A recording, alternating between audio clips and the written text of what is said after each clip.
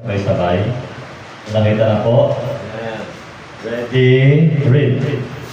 And Jesus arose and followed him, so did his disciples.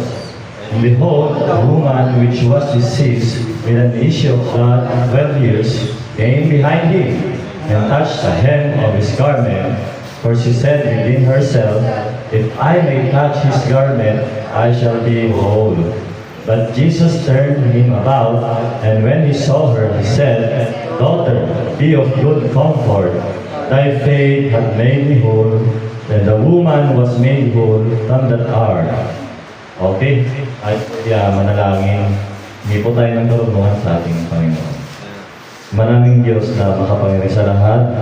Panginoon, kami ay nagpapasalamat sa oras na ito na kami binigyan mo ng pagkakataon para makapag-aral muli ng iyong mga salita.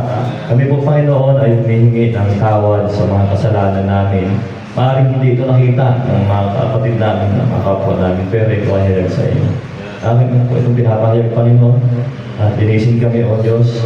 Nawa, O Diyos, ay huwag ito makagambala sa gawain mo ngayong hapon. Ano magawain yung kaaway sa aming kalagitnaan ay tanggalin niyo po para hindi makagulo sa amin. Hinihiling ko din po na itago niyo po ko sa inyong likuran.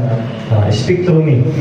Nawa, O Diyos, ikaw ang siyang makita at salita pang mahayag at maitaas sa mga oras na ito ang iyong pangalan.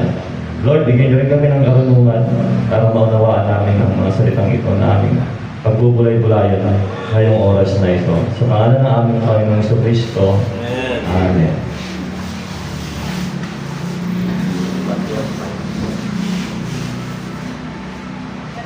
Okay. So, mga kapatid, alam ko familiar sa atin itong passage na ito. Ating binasa ngayong